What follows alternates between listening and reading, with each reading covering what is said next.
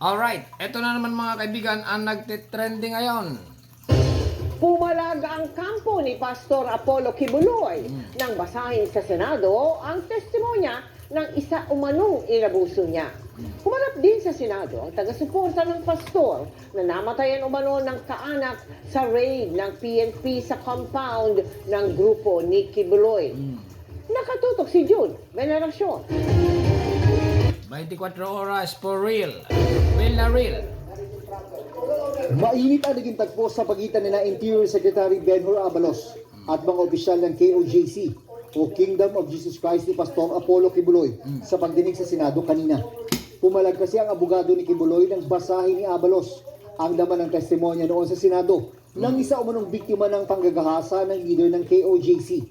You will have your time according to Yes, I know that. This is Your part of But the that is transcript of the improper. Senate. That is improper. Order.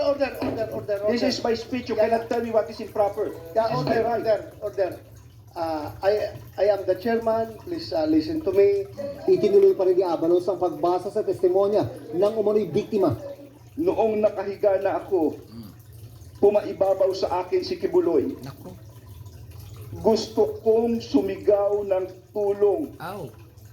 Kung hindi totoo ito, okay, may karapatan siya sabihin na hindi totoo. Grabe ka. Pero kung totoo ito, dapat lamang siyang managot sa batas. Ay, To tama. quote verbatim the allegations in the affidavit complaint, I think Attorney Abalos knows that it is improper in a Senate proceeding. That is also unfair on the part of Pastor Apollo Kibuloy who cannot actually also state his portion. Sabihin mo sa kliyente mo, sumuko na, Ang pagdinig ng Senate Committee on Public Order and Dangerous Drugs ay kaugnay ng umano'y labis na puwersang ginamit ng PNP nang isilbi ang warrant of arrest laban kay Kibuloy noong June 10.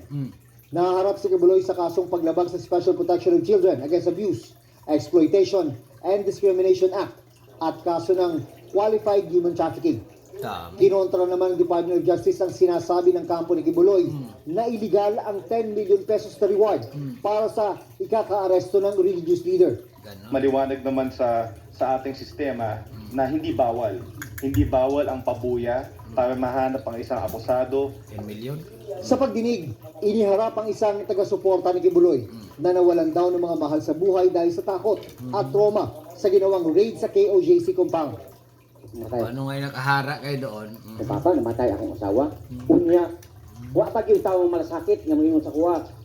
Sir, pasensya lang yun kay trabaho na mo eh. Pero nanindigan ng mga PNP ground commander na hindi excessive force ang kanilang ginamit nang isilbi ang arrest warrant. I don't think that the majority, the voice of these people represent the majority of the people. They are but a simple minority protecting a fugitive. Ito ang pangalawang hearing ng Senado ukol sa umano'y labis na puwersang ginamit ng PNP nang isilbi ang arrest warrant laban kay Pastor Apollo Kibuloy. Pag-aaralan pa ng mga senador kung ito na ba ang huli o kailangan magpatawag pa ng isa pang hearing. Talaga naman. Alright mga kaibigan ha, continue lang. Para sa GMA Integrated News. Tapos na. Okay, ulitin lang natin sinabi ni Mainit ang naging tagpo sa pagitan nila Interior Secretary Benhur Abalos Benhur Abalos at mga opisyal ng KOJC o Kingdom of Jesus Christ ni Pastor Apollo Kibuloy sa pagdinig sa Senado kanina.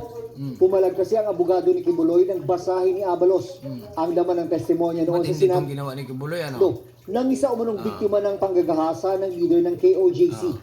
You will have your time according to Yes, I know that. This is Your part of But the that is transcript of the improper. Senate. That is improper. Order. This is my speech. You cannot tell me what is improper. Yeah, This is my right. order. I am the chairman. Please listen to me. Itinuloy pa rin ni Abalos ang pagbasa sa testimonya ng umano'y biktima. Kakagulo na. Noong nakahiga na ako, Ayan. pumaibabaw sa akin si Kibuloy. Ay, naku, Diyos mío, Marco Buloy. Grabe ito si Kibuloy nito. Kahit ulit-ulitin ko mga kaibigan, pag ganito ang narinig mo, ay guilty ang hatol. Ulitin natin, Ano? Si Miss Amanda yata, yung alias Amanda. Yun na yun yung testimony nito. Ang umano'y biktima. Noong nakahiga na ako, pumaibabaw sa akin si Kibuloy. Nako. Talaga. Talaga naman si Kibuloy. Kibuloy, lumabas ka na. Ganito pa yan eh. Yung medyo bitin pa ito sinabi nito eh. Yung babae si alias Amanda pumasok sa kwarto ni Kibuloy. Ngayon, si Kibuloy nakahiga daw. Nung pumasok na si alias Amanda, sabi, bumangon na si Kibuloy. Sinabi ni Kibuloy, alias Amanda, masahihin mo ako. Okay? Ngayon, ang ginawa ni Amanda, minasahe nga si Kibuloy. Okay? Dahil pagod nga daw.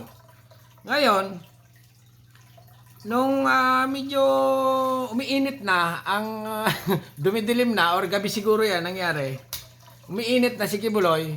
Sabi ni Kibuloy, Amanda, ganito ang tamang pagmasahe. Okay? Medyo tinuruan niya ng kaunti si Amanda. Tapos naghubad na ng damit. Nakahubad na. Or naghubad na nga ng damit si Kibuloy. Para naghubad na nga. Okay, nung minamasahe, naghubad na. Okay, nauna yon. Okay. Ngayon, ito si Amanda, si Kibuloy, ay hinubaran din si Amanda. Okay? Ayun na nga, yung narinig natin dito kay Benhur Abalos. Okay? Secretary. Okay? Ano. Gusto kong sumigaw noong nakahiga na ako. Ay, nakahiga na. Yan na nga yung sinabi ko. Nakahiga na. Pumaibabaw sa akin si Kibuloy. Ayun. Pumaibabaw na, mga kaibigan. Pagkatapos nung nag-ibabaw, Gusto kong sumigaw ng tulong. nako, ay wala. Kasi sarado na ang pinto.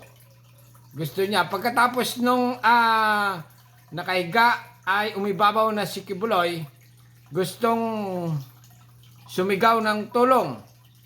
Siguro, help, ganon. Kaya lang, wala.